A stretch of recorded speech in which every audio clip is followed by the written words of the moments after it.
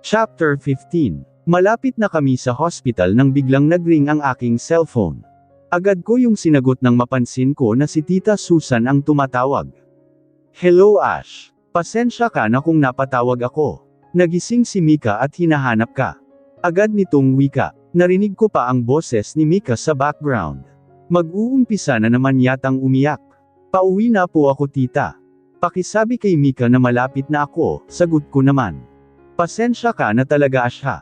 Hindi namin akalain na ganito pala kalapit sa iyo ang apo namin.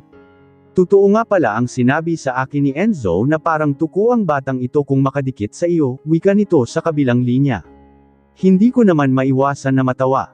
Agad ko naman sinabi kay Mang Andoy na uuwi na kami ng bahay.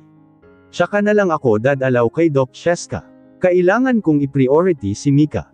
Ayaw kong isipin nila Lorenzo at Rona na pinapabayaan ko ang anak nila. Sunod-sunod ang tungga ko sa basong may lamang alak habang nakatitig sa kawalan. Nakasanayan ko ng uminom ng alak bago matulog. Kailangan ko ang espiritu nito para sandaling makalimot. Hindi ko alam kung kaya ko bang ayusin ang nasirang pamilya namin. Kasalanan ko ang lahat at walang ibang sisihin kundi ako lang. Muli kong sinalina ng alak ang baso ko. Ito lang ang karamay ko ngayong nalulungkot ko. Pesteng buhay ito. Kailan ba matatapos lahat ng paghihirap ng kalooban ko? Muling sumagi sa isip ko ang mukha ni Ashley. Kung nakikita niya man sana ako ngayon, sana mapansin niya ang paghihirap ko. Sana hindi siya kaagad sumuko. Buhay pa sana siya ngayon kung hindi ako nakagawa ng malaking pagkakasala sa kanya. Ryder, tama na iyan. Hindi ba't sinabihan ka ng doktor mo na huwag ka munang uminom ng alak? Hindi ko maiwasan na may kuyam ang aking kamao nang marinig ko ang boses na iyon. Si Natalia hindi ko man lang namalayan ang paglapit nito sa akin. Sinenyasan ko itong maupo na siyang agad niyang ginawa. Agad kong napansin ang sexy nitong pananamit. Labas ang kanyang hita pati na din ang kanyang cleavage. Halos maghubad na ito sa harap ko. Gayunpaman wala ng epekto sa akin iyon. Lalo lang akong nakakaramdam ng inis sa isiping inaakit na naman ako nito. Sorry na lang siya dahil wala na akong balak pang patulan ito. Simula nang mamatay si Ashley nawalan na din ako ng ganang makipagnig kahit kanino. Kasabay ng pagkawala ni Ashley ang pagkawala ng interes ko sa kahit kaninong babae. Pati sex life ko tuluyan nang nawala sa akin. Naiinis ako kapag may nakikita akong babae na pilit akong inaakit. Katulad ng ginagawa ngayon ni Natalia. Bilib din naman ako sa tiyaga niya. Hindi ko akalain na ganito ito kadesperado mapansin ko lang, agad akong kumuha ng isa pang baso. Sinalinan ko ng alak at pinuno iyon, inumin mo. Utos ko. Agad itong napailing. Halata ang pagkadismaya sa mukha nito. Ryder, alam mo naman na mahina ako sa alak. Hay, hindi ko kayang makipagsabayan ng inuman sa iyo. Reklamo nito. Pagak akong tumawa. Hindi ito isang pakiusap. Inuutusan kita Natalia. Inumin ang alak na nasa baso. Gusto ko ubusin mo ng isang lagok lang. Ayaw mo bang sundin ang gusto ko? Alam mo naman siguro na sa lahat ng ayaw ko yung hindi sumusunod sa gusto ko. Mabagsik kong wika. Agad kong napansin ang takot sa mga mata nito. Lihim naman akong nagdiwang. Alam naman nito na mainit ang dugo ko sa kanya, may gana pa itong lumapit sa akin at tangkang muling akitin. Ganyan nga Natalia. Magdusa ka sa mga kamay ko. Magiging tao-tauhan kita hanggat ikaw na mismo ang lumayas sa bahay na ito. Ano pa ang hinihintay mo? Bingi ka ba? Sinabi ko inumin mo na ang alak na iyan. Muli ay wika ko. Mataas na ang tono ng boses ko kaya naman agad nitong hinawakan ang baso na punong-puno ng alak. Napangisi ako nang mapansin ko na dahan-dahan niya na iyong tinungga. Susunod ka din pala, kailangan mo pang sigawan. Inis kong wika at tumayo na. Akmang aalis na sana ako nang bigla akong hawakan sa kamay. Agad akong pumiksi para mabitawan niya ako. Ryder, ano ba talaga ang gusto mong gawin ko para matutunan M0 o akong mahalin? Hirap na ako sa kalagayan ko. Para akong isang pulubi na nagmamakaawa na bigyan M0 ng kahit kaunting pagpapahalaga. Umiiyak na wika nito. Mukhang tinamaan na agad ng alak. Nang tingnan ko ang baso nito ay yubos na ang laman yon. Kaya siguro malakas ang loob na hawakan ako nito ngayon. Tama lang iyan Natalia. Kulang pa na maging kabayaran ang pagdurusa mo ngayon. Kung hindi mo na kaya ang naranasan mong pagdurusa sa bahay na ito, malaya kang umalis. Walang maghahabol sa iyo at walang pipigil, nang uuyam kong sagot. Napahikbi ito. Akmang tatayo pero mukhang nanlalambot na ang tuhod dahil sa tama ng alak na ininom nito.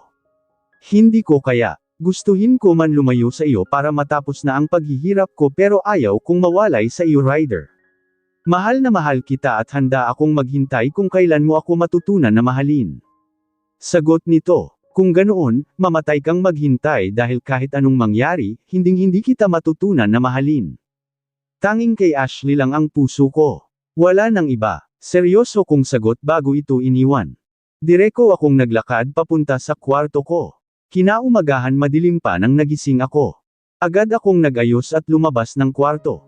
Kagabi pa hindi umuwi si Charles. Hindi din ito mahanap ng mga bantay niya. Agad akong lumabas ng bahay nang marinig ko na may humantong sasakyan sa labas ng gate. Agad kong nakita ang papasok na si Charles. Pasuray-suray ito at halatang lasing. Charles! Agad kong tawag dito. Parang walang nakita at tuloy-tuloy lang itong pumasok sa loob ng bahay. Agad ko itong sinundan. Inumaga ka na naman at lasing pa. Charles, ano ba ang nangyayati sa iyo? Kailan mo ba aayusin ang buhay ro? Agad na wika ko habang nakasunod sa kanya. Agad naman itong huminto sa paglalakad at sumagot. Mr. Sebastian, bakit ka ba nakikialam? Hindi nga kita pinapakialaman eh. Hayaan mo na kasi ako.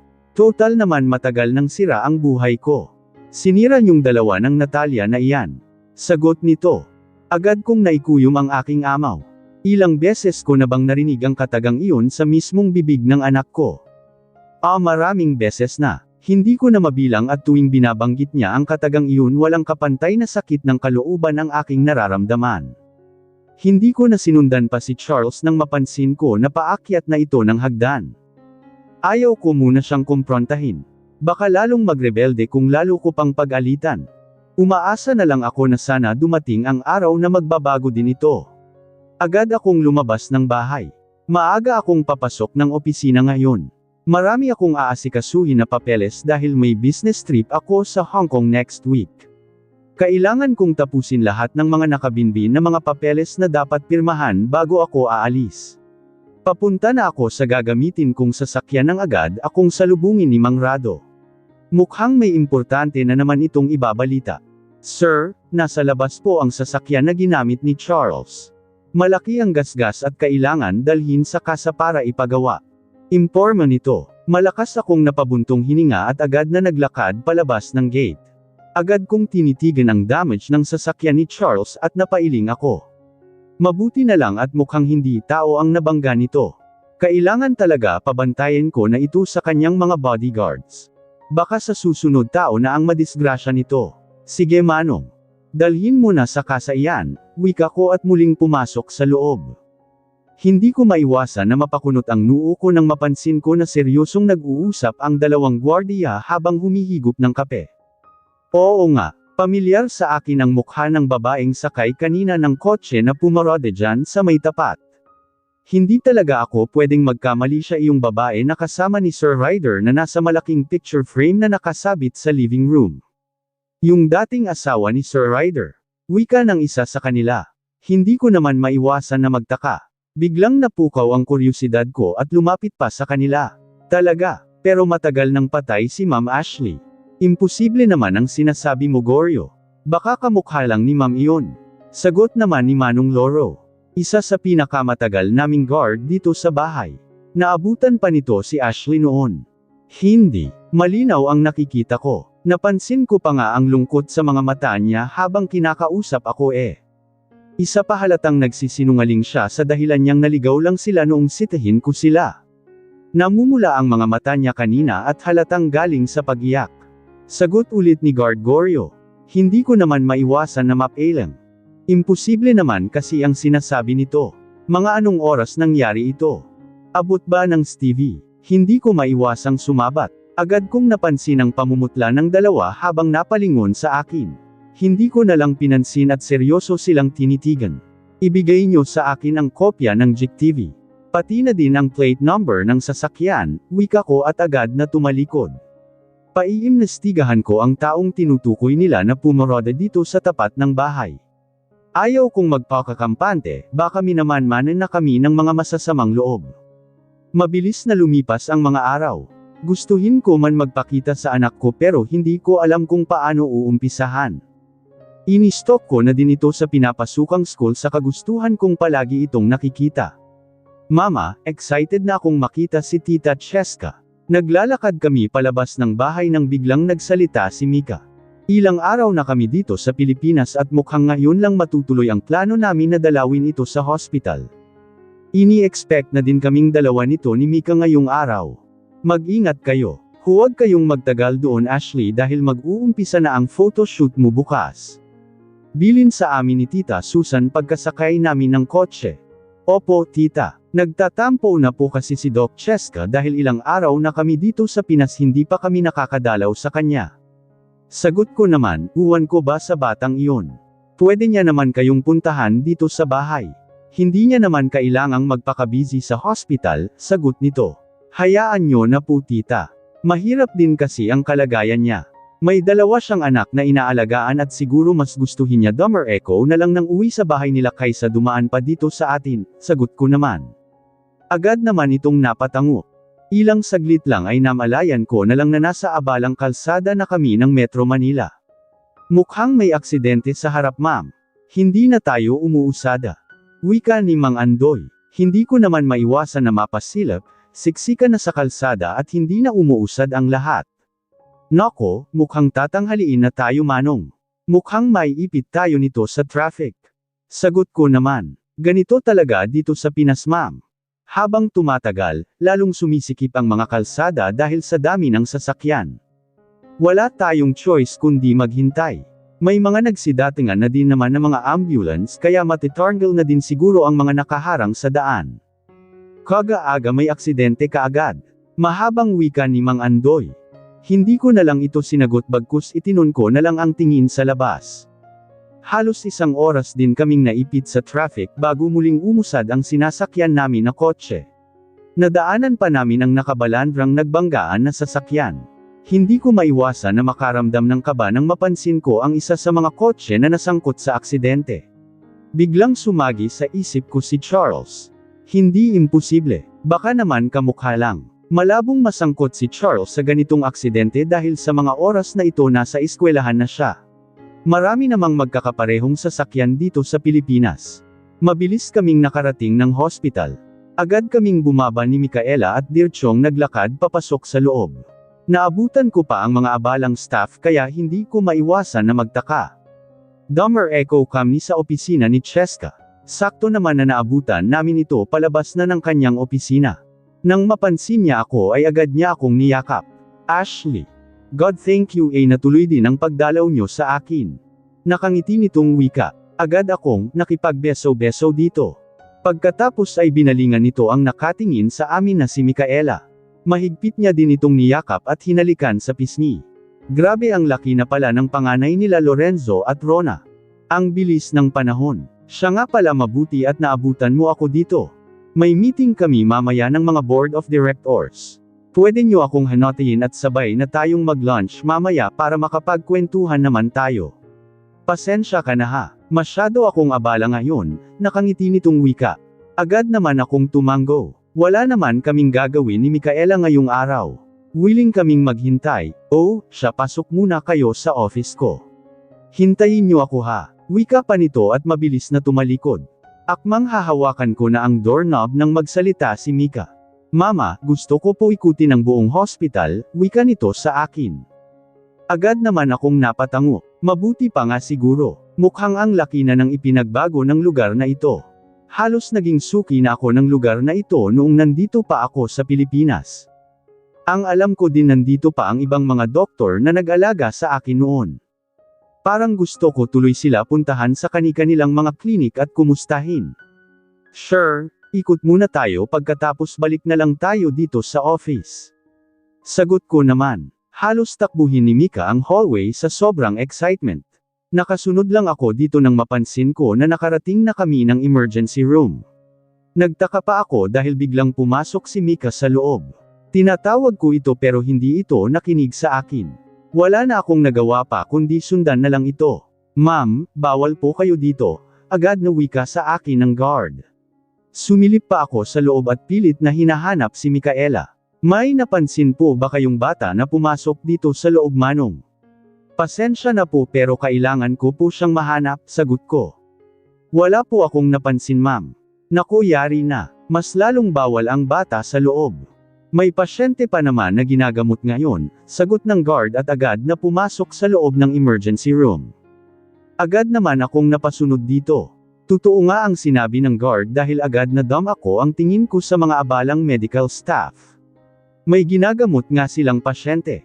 Muli kong inilbat ng tingin sa buong paligid at nakahinga ako ng maluwag nang mapansin kong nakatayo si Mika sa isang sulok. Tahimik nitong pinapanood ang ginagawa ng mga medical staff. Akmang pupuntahan ko na ito nang marinig ko nang biglang nagsalita. Ma, nandito ka. Sinusundo mo na ba ako? Agad na wika nito. Natigilan ako. Agad na dam ako ang tingin ko sa nakahigang pasyente na noon ay nilalapatan ng lunas ng doktor. Agad na nanlaki ang mga mata ko nang matitigan ang mukha nito. Charles! Hindi ko mapigil ang bulong. Agad naman na napatingin sa gawi ko ang isang nurse. Kilala niyo po ang pasyente, ma'am. Sa labas na lang po muna kayo maghintay. Bawal po kayo dito, wika ng nurse sa akin. Para naman akong tinulos sa kinatatayuan habang titig na titig sa mukha ni Charles. Nakatitig din ito sa akin at agad kong napansin ang paglandas ng luha sa mga mata nito. Anong nangyari? Hindi ko mapigil ang tanong, agad akong lumapit sa higa ni Charles at hindi ko mapigilan na haplasan ito sa noo. Isa po siya sa nasangkot sa aksidente, ma'am, kani-kanina lang. Huwag po kayong mag-alala. Hindi naman po malubha ang kalagayan niya. Kaunting galos lang naman at ilang bukol, sagot ng doktor na gumagamot dito. Agad naman akong nakahinga ng maluwag. Ma, nandito ka. Hindi mo na ba ako iiwan? Wika ni Charles. Halos maduraj naman ang puso ko nang muli kong narinig ang pagtawag niya ng mama sa akin. Agad akong tumang zero. No, I'm sorry, baby. Sorry dahil ngayon lang nagpakita si mama. Tandang padamdam panipik. Hindi ko mapigil ang sagot ko habang hinahaplos ang noo nito. Ma'am, sa labas na muna kayo. Gagamutin po muna namin ang pasyente at pagkatapos nito pwede na siya ilipat ng kwarto para makapagpahinga. Muling wika ng nurse. Agad kong naramdaman ang mahigpit na paghawak ni Charles sa kamay ko. No, dito ka lang, Maria. Huwag mo na ulit akong iiwan, wika nito na lalong nagpaiyak sa akin. Hindi ko na malayar ng mabilis na paglipas ng oras. Agad na nagamot si Charles. Mabuti na lang at hindi malala ang tinamo nitong injury dulot ng aksidente. Gayunpaman nabanggit sa akin kanina na nakainom daw si Charles at binangga nito ang nasa harap niyang sasakyan dahil sa bilis ng kanyang pagpapatakbo na siyang lalong nagpabigat sa aking kalooban. May mga dapat ba akong malaman tungkol sa sitwasyon ni Charles habang wala ako? Ang akala ko maayos lang ang lahat at masaya na ito sa piling nila Ryder at Natalia. Kailan pa ito katutong uminom? 15 years old pa lang siya at nasasangkot na siya sa ganitong klaseng aksidente. Isa pa dapat nasa school na siya ng mga ganitong oras. Mama, bakit hindi niyo po siya kamukha? Naputol ang malalim na iniisip ko nang magsalita si Micaela. Titig na titig ito sa mukha ni Charles habang sinasabi ang katagang iyon. Hindi ko mapigilan ang mapangiti. Because kamukha siya ng papa niya. Sagot ko. Napanguso ito bago tumingin sa akin. Bakit po? Supposed to be kamukha mo siya. Like me, kamukha ako nila mommy at daddy. Sagot nito. Hindi ko mapigilan na pisilin ang mamula-mula nitong pisngi. Ang batang ito talaga, saksakan na nga ng daldal ang kulit pa. Mauubusan ako ng isasagot sa kanya Sasagutin ko pa sana si Micaela nang mapansin ko na biglang bumukas ang pintuan ng private room. Agad na iniluwa si Cheska. May mga pulis sa labas. Hinahanap ang guardian ni Charles, sinabi ko na hindi pa dumadating. Hindi kasi ako sure kung willing kang magpakilala na ikaw ang ina ni Charles Ashley anumang sandali dadating na si Ryder. Ready ka na bang makaharap siya ulit? Agad na wika nito. Sandali akong nag-isip sabay iling. Gustuhin ko man na harapin siya pero hindi pa talaga ako ready. Natatakot ako. Para sa kanila matagal na akong patay. Kung ganoon kailangan ko nang makaalis. Hindi pa ako ready na muli siyang makaharap. Malungkot kong sagot. Saglit na natigilan si Cheska. Tinitigan ako nito. Ayaw mo pa bang magpakita sa kanila? Paano si Charles? I think kailangan kanya Ash, sagot nito. Hindi ko mapigilan ang pagtulo ng luha sa aking mga mata habang nakatitig sa mukha ng natutulog na si Charles. Gotong gusto ko na din itong makasana. Pero wala pa akong lakas ng loob na tuluyang magpakita sa kanila para sabihin na hindi pa naman talaga ako patay. Na nakaligtas ako sa aksidenteng iyon at tuluyan gumaling sa sakit na leukemia, hanggat maaari ayaw ko na sanang guluhin ang buhay nila. Pero hindi ko kayang nakikita ang anak ko na ganito. Lasing siya kanina kaya siya na aksidente. Ibig lang sabihin nito, may hindi magandang nangyayari sa buhay niya na dapat kong alamin. Buong pagmamahal na hinaplos ko ang buhok ni Charles. Hinalikan ko pa ito sa pisngi bago ako tumayo. Malungkot akong tumitig sa nahihimbing kong anak bago bamulong. Kaunting tiis na lang anak. Mag-iipon lang ako ng tapang at magkakasama din tayo ulit. Magpakabait ka, wika ko kasabay ng pagtulo ng luha sa aking mga mata. Hinawakan ko sa kamay si Micaela at hinayla na ito palabas ng kwarto. Direko kaming naglakad patungo sa office ni Doc Cheska. Halos paliparin ko ang sasakyan nang malaman ko na nasangkot sa aksidente si Charles. Dumating na ang kinatatakutan ko. Hindi na naman ito napigilan ng mga bantay niya kagabi. Tumakas na naman at hindi namin malaman kung saan nagpunta. Hindi ko na talaga malaman pa kung ano ang gagawin sa kanya. Pakiramdam ko habang tumatagal lalong napapahamak si Charles sa ginagawa nito sa sarili. Hindi ko alam kung hanggang kailan niya ako titikisiin ng ganito. Nasaan si Charles? Kumusta siya? Agad na tanong ko sa nurse station nang makarating ako. Mabuti na lang at dito dinala si Charles sa mismong hospital ng pag-aari ng pamilya ng dati kong kaibigan. Si Lorenzo, si Charles Sebastian po ba? Na-transfer na po siya sa private room sir. Room 201, sagot ng nurse. Hindi na ako nagpatumpik-tampik pa. Agad akong naglakad at hinanap ang kwarto na tinutukoy ng nurse. Nadatnan ko pa na may mga pulis na naghihintay sa may pintuan ng kwarto ng anak ko. Akmang tatanungin pa ako ng isa sa kanila pero hindi ko na ito pinansin. Kailangan kong tumawag ng abogado. Mukhang seryoso ang kinasangkutang aksidente ngayon ni Charles dahil sa presensya ng mga pulis dito sa hospital. Pagkapasok ko sa private room ni Charles ay agad ko itong nilapitan sa higaan. Laking pasalamat ko na lang dahil hindi ito napuruhan, hindi ko mapapawad ang sarili ko kung may nangyaring masama dito. Ilang minuto ko munang pinagmasdan ang nakapikit na si Charles bago ko tinawagan si Anthony, ang executive secretary ko. Mag-uutos na lang ako ng mga abogado para kumausap sa mga pulis. Hindi ako papayag na mapapahamak si Charles sa kinasangkutan niyang aksidente. Saktong pagkatapos kong kausapin si Anthony nang mapansin ko ang dahan-dahan na pagmulat ng mga mata ni Charles. Agad kong napansin ang pagtulo ng luha sa mga mata nito at nagulat pa ako sa unang salita na lumabas sa bibig nito. Mama, halos pasiga na wika nito. Agad ko naman itong dinaluhan. Charles, kumusta ang pakiramdam mo? May masakit ba sa iyo? Agad na tanong ko. Ilang saglit itong tumitig sa akin bago nagsalita. Nasaan si mama? Iniwan niya na naman ba ako? Nandito siya kanina Wika nito habang patuloy ang pagtulo ng luha sa kanyang mga mata. Nagtataka naman akong napatitig dito. Hindi ko alam kung seryoso ba ito o nagbibiro lang.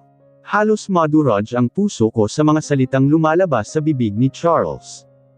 Agad kong naramdaman ang labis na pangungulila nito sa ina. Hinawakan ko pa ito sa kamay at pilit na pinapakalma. Charles, calm down. Imposible ang sinasabi mo. Wala na si mama mo. Matagal na siyang patay. Sagot ko na bakas ang lungkot sa boses. Agad itong napailing. No, buhay siya. Nandito siya kanina. Kitang-kita ko na nandito si mama. Tandang padamdam panipik. Sagot nito at pilit na bumangon mula sa higaan.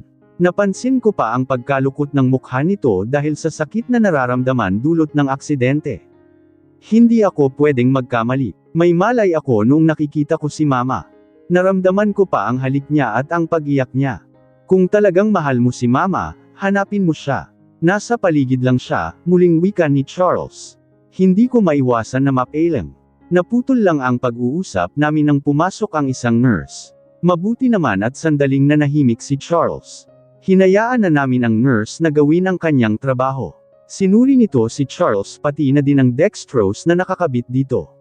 Halos 5 minuto lang naman at natapos din ang kanyang ginagawa at akmang lalabas na nang muling nagsalita si Charles. Nasaan yung babaeng bantay ko kanina? Babalik ba siya? Tanong nito. Saglit na natigilan ang nurse at nag-iisip. Yung babae po ba na may kasamang bata? Nakaalis na po. Ilang oras din kayong binantayan sir. Hindi lang ako sure kung babalik pa siya. Bakit po? Sagot ng nurse. Hindi ko naman maiwasan na makaramdam ng matinding pagtataka. Sinong babae ang pinag-uusapan nila? Sinong babae? Seryoso kong tanong. Si MS De Los Santos po sir. Sagot ng nurse. Hindi naman ako makapaniwala sa narinig. De Los Santos. Apelyido nila Ashley at Natalia iyon Nauna na bang dumalaw si Natalia dito sa hospital? Pero imposible. Hindi pa nila alam na nasangkot sa aksidente si Charles. Ayaw kong ipaalam sa kahit kanino sa bahay dahil ayaw kong mag-alala si Lola. Masyado na siyang nasasaktan sa mga nangyari at ayaw ko nang dagdagan iyon. Magpahinga ka muna Charles. Huwag kang mag-alala, ligtas ka na, sagot ko. Ayaw mo nung maniwala na bahay pa si Mama diba? Kung ayaw mong maniwala sa akin, ako mismo ang gagawa ng paraan para mahanap siya. Miss na miss ko na siya. Kaya siguro ayaw niyang umuwi ng bahay dahil hindi mo pa rin pinapalayas ang Natalia na iyon sa bahay natin, seryosong sagot ni Charles. Natitigilan ako. Malaki na nga ang anak ko. Mukhang matured na siya mag-isip kaya hindi ko maiwasan na mahulog sa malalim na pag-iisip. Gusto mo bang paalisan na natin siya? Gusto mo bang basta na lang natin pakawalan ang taong may kasalanan sa pagkamatay ng mama mo? Alam mo ba ang iilan sa mga dahilan kung bakit hinayaan ko siyang manatili sa bahay natin? Hindi ka ba talaga aware Charles? Tanong ko. Napansin ko ang pagkurap ng mga mata nito. Saglit na natigilan at blankong tumitig sa akin, mahal na mahal ko ang mana mo. Siguro ito na ang pagkakataon para mapag-usapan natin ang tungkol sa bagay na ito. Aminado ako, nagkasala ako sa kanya at hanggang ngayon, hindi ako pinapatulog ng konsensya ko. Pinagsisisihan ko ang lahat ng mga kasalanan ko. Ilang beses kong sinisi ang sarili ko sa mga nangyari. Tuldok. Pero anak, maniwala ka man o hindi, kung hindi lang dahil sa iyo, matagal na din sana akong sumuko. Malungkot kong sagot. Pinilit kong huwag tumulo ang luha sa aking mga mata. Muling napatitig sa akin si Charles. Agad kong napansin ang pagbalatay ng lungkot sa buong mukha nito. Pero buhay si Mama. Hindi ako maaring magkamali. Nandito siya kanina. Nararamdaman ko ang kanyang presensya, sagot nito. Saglit akong nag-isip tsaka tumango. Well, kung talagang buhay siya, huwag kang mag-alala, gagawin ko ang lahat para muli siyang bumalik sa atin, sagot ko habang pilit na nagpakawala ng ngiti. Ayaw ko nang kontrahin pa ang sinasabi ng anak ko. Kung iyon ang paniniwala niya sino ba naman ako para kontrahin iyon diba?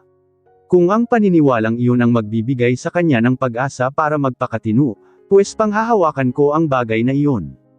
Ang maliit na tsansang iyon. Thank you, sagot ni Charles at ipinikit na ang kanyang mga mata. Malungkot ko itong tinitigan. Sa kauna-unahang pagkakataon nag-thank you ito sa akin. Siguro nagdedeliryo lang ito kanina kaya kung sino-sino na nagkanyang nakikita. Siguro nananaginip lang ito kaya nasabi niya na buhay pa ang mama niya. Malungkot akong nakatitig kay Charles nang marinig ko ang pagtunog cellphone ko. Agad ko yung sinagot nang mapansin ko na si Anthony ang tumatawag. Anong balita? Agad na tanong ko. Sir, nakaalis na po ang mga pulis na nag-iimbestiga dyan sa hospital.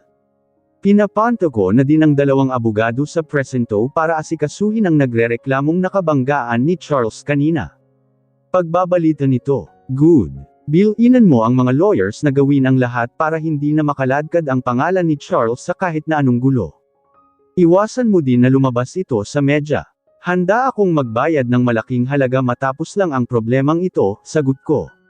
Noted boss. Huwag po kayong mag-alala. Mukhang pumayag ang mga complainant sa inilatag na settlement ng mga lawyers, sagot ni Anthony. Bahagya naman akong nabunutan ng tinik. Ayaw kong masangkot sa kahit na anong gulo ang kaysa isa kong anak. Kasalanan niya man o hindi ang nangyaring aksidente, handa ko itong protektahan sa abot ng aking makakaya. Ashley Baagaya akong nakahinga ng maluwag ng ibalita sa akin ni Cheska na ayos naman na daw si Charles. Dumating na din si Ryder at umalis na din ang mga pulis na nag-iimbestiga dahil sa aksidente. Sorang nag-aalala ako kanina sa isiping baka damputin nila ang anak ko. Mabuti na lang at hindi nangyari. Mukhang kaya naman protektahan ni Ryder ang anak namin sa mga ganitong sitwasyon. Ang gumugulo sa isip ko ngayon ay kung paano ako muling magpakita kay Charles. Nasa wesyo kaya siya kanina nang tawagin akong mama. Hahanap niya kaya ako ngayon. Gustong-gusto ko itong balikan ng hospital at alagaan. Kaya lang natatakot ako sa presensya ni Ryder. Naduduwag talaga ako na muli siyang makaharap. Isa pa wala akong maipagmamalaki sa kanya. Mukhang tuluyan na din silang nagsama ni Natalia na siyang lalong nagpabigat sa nararamdaman ko ngayon. Mabilis na lumipas ang mga araw. Nabalitaan ko na nakalabas na daw ng hospital si Charles. Natapos din ang photoshoot ko at tama nga si tita. Ang ganda-ganda ko sa mga picture. Hindi ko nga halos makilala ang sarili ko sa mga lumalabas ng mga posters. Ipapublish daw nila ang mga larawan ko sa Manga Magazine kasama ang mga beauty products na ini-endorse ko. Nakatakda din na ilabas ang mga iyon sa telebisyon na siyang labis kong ikinabahala.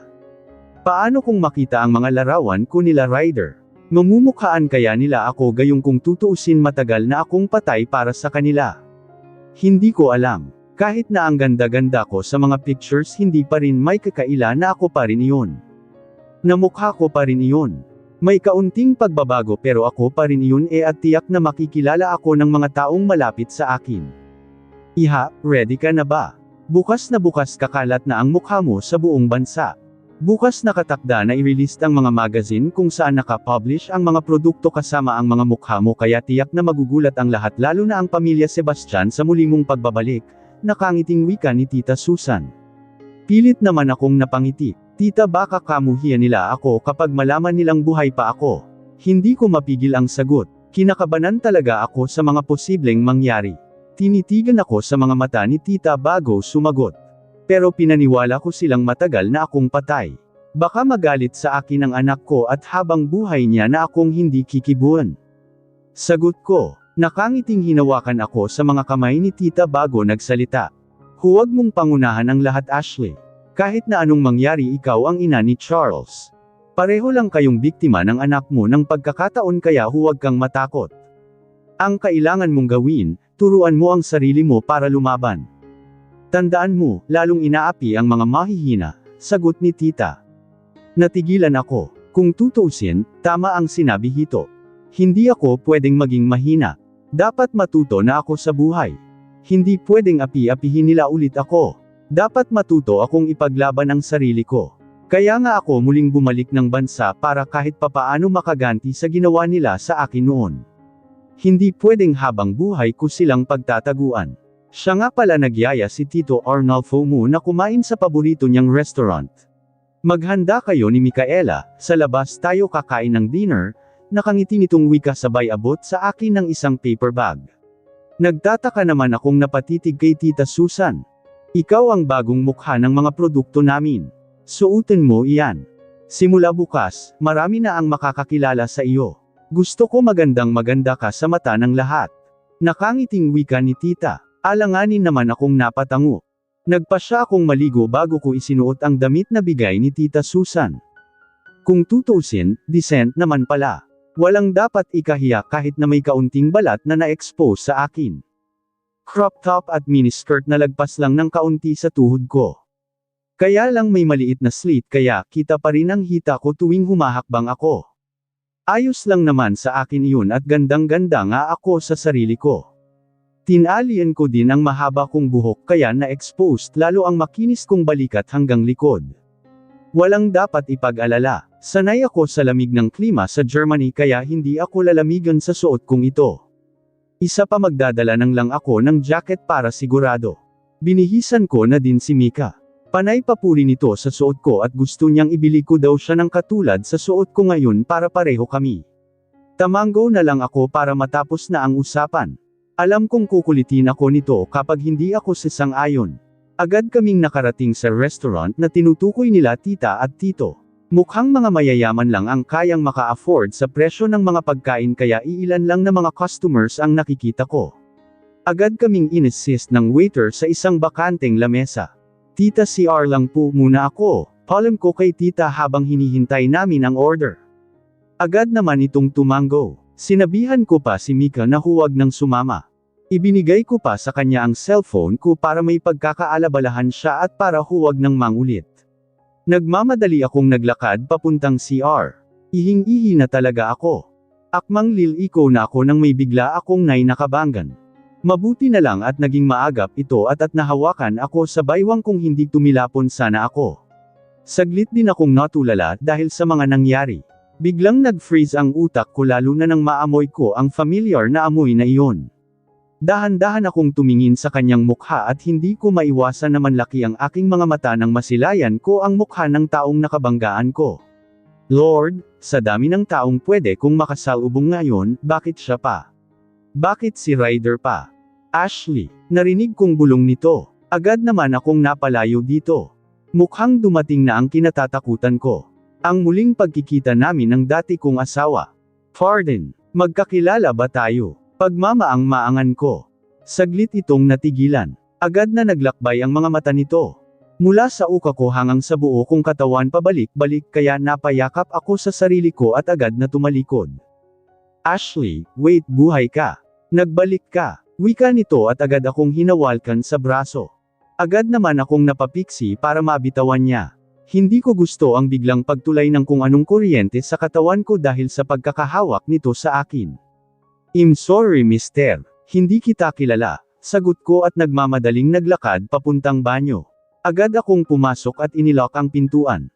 Sobrang lakas ng kabog na dibdib ko. Kung bakit naman kasi sa dinami-daming tao na pwede kong makasalubong ngayong gabi bakit si Ryder pa?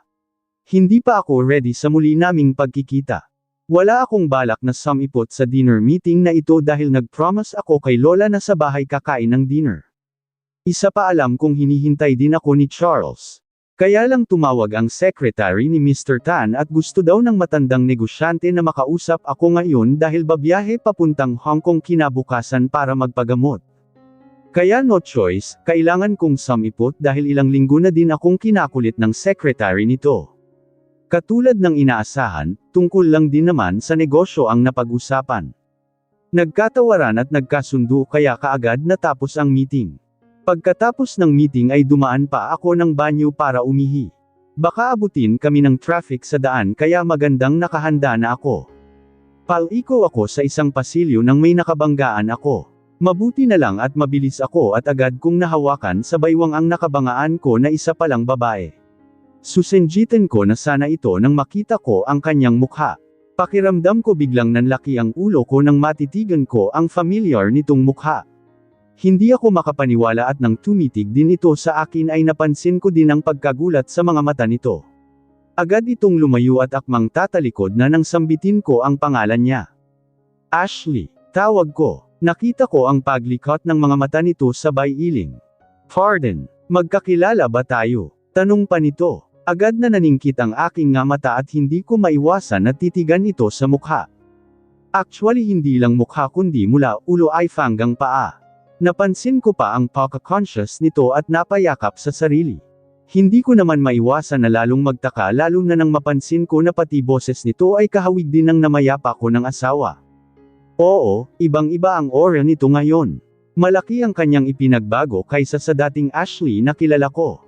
May nakalagay na make-up sa mukha na lalong nagpa-enhance sa ganda niya which is hindi ginagawa dati ni Ashley. Sexy ang pananamit kaya lang hindi pa rin may kakailan na siya ang asawa ko.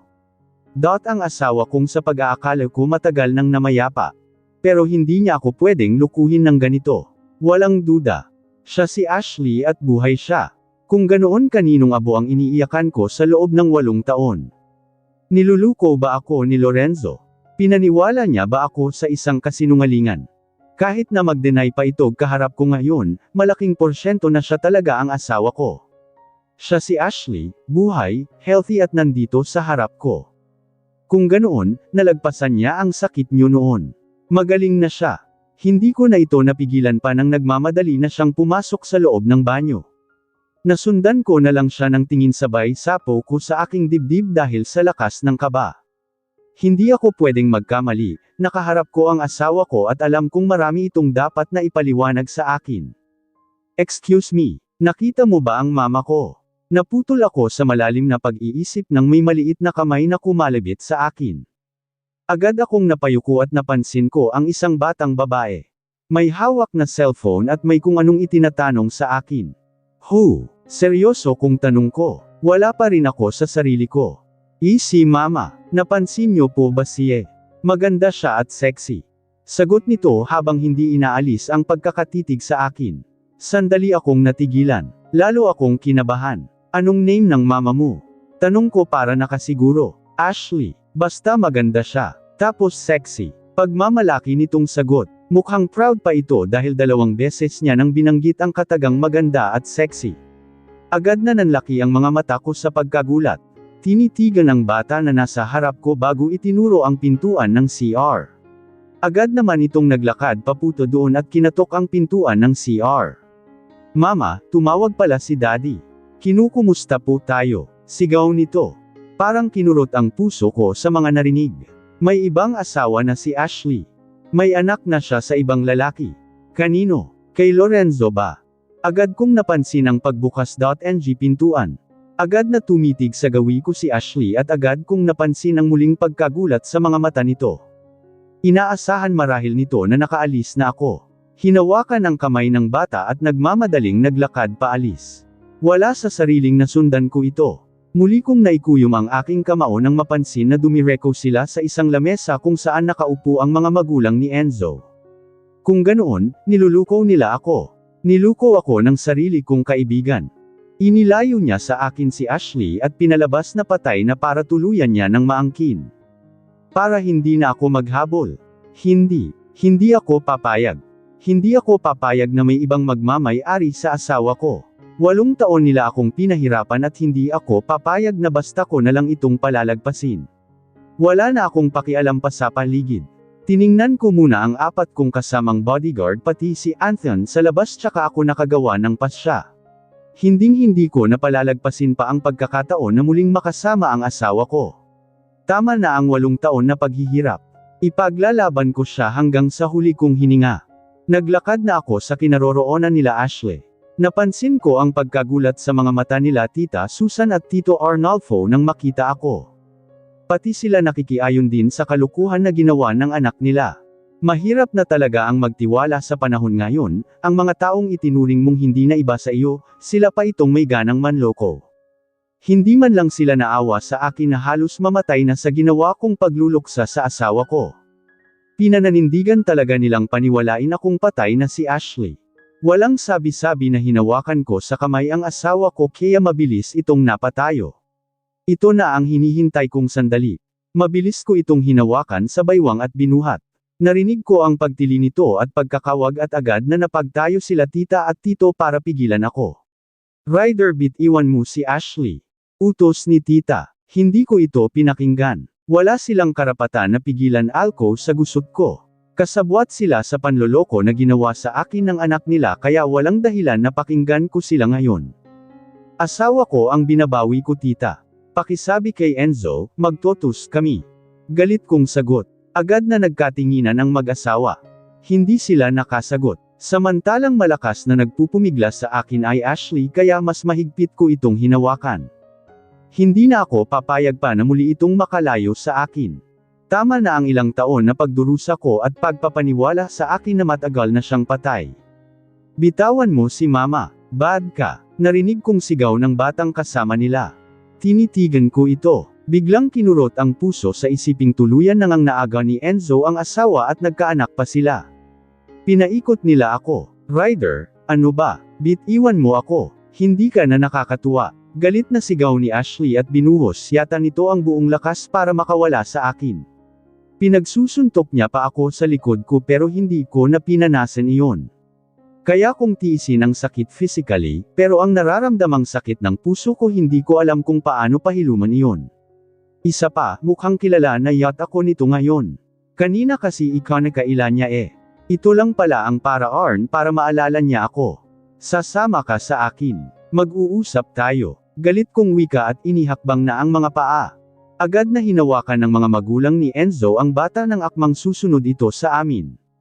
Pinagtitinginan na din kami ng ibang mga customer kaya galit akong nagsalita, walang makikiaalam. Asawa ko siya at may karapatan akong iuwi siya sa lugar kung saan ko gusto. Galit kong wika at agad na lumabas ng restaurant. Narinig ko pa ang malakas na sigaw ng bata pero hindi ko na pinansin iyon. Walang mahalaga sa akin ngayon kundi si Ashley lang. Wala nang iba. Pagkalabas ko ay agad akong sinalubong ng mga bodyguards ko at ni Anthony. Tawagan mo ang driver. Papuntahin mo agad siya sa exit area. Utos ko. Agad naman itong tumalima. Ano ba rider, bitawan mo ako. Wala kang karapatan na gawin ito sa akin, galit na muling sigaw ni Ashley. Hindi ko na ito pinakinggan pa. Mamaya na kami mag-usap. Pinagtitinginan na din kami ng mga taong nadadaanan namin pero wala akong pakialam. Ang gusto ko may layo sa lugar na ito sa Ashley at makausap ng masinsinan. Sa sobrang inis ko pinalo ko ito sa puwet gamit ang palad ko. Nagulat marahil sa aking ginawa kaya tumigil na din ito sa kakakawag at kakasigaw. Hindi ba't sinabi mo sa akin kanina na hindi mano ako kilala? Pues sa pupuntahan natin, makikilala mo ako. Maaalala mo na may asawa kang tinakasan Ashley. Yamot kong wika. No, hindi ako papayag. Natagal na tayong hiwalay. May kanya-kanyang buhay na tayo kaya pakawalan mo na ako. Galit na sagot nito. Hindi ko na ito sinagot pa hanggang sa makalabas kami ng mall. Mabuti na lang at pagkalabas namin ay naka-antebe na ang sasakyan. Agad na binuksan ni Anthony ang pintuan ng kotse at mabilis kong ipinasok si Ashley. Sumakay na din ako nang mapansin ko na agad na umusag ito sa kabilang bahagi at pilit na binubuksan ang pintuan. Talagang determinado itong makatakas sa akin. Wala sa sariling tinitigan ko ito. Hanggang ngayon hindi ako makapaniwala na sa nakalipas ng 8 taon muli ko itong makikita. Buhay at may kasamang bata. Bakit mo ako niluko? Bakit niyo ako niluko? Alam niyo bang sa loob ng 8 taon walang araw na hindi ko sinisisi ang sarili ko dahil sa mga nagawa kong kasalanan? Bakit Ash? Seryoso kong wika kasabay ng pagtulo ng luha sa aking mga mata. Wala na akong pakialan kung makikita man akong umiiyak ngayon. Ang important mararamdaman niya ang sakit na nararamdaman ko ngayon. Ako pa ngayon ang nanloko.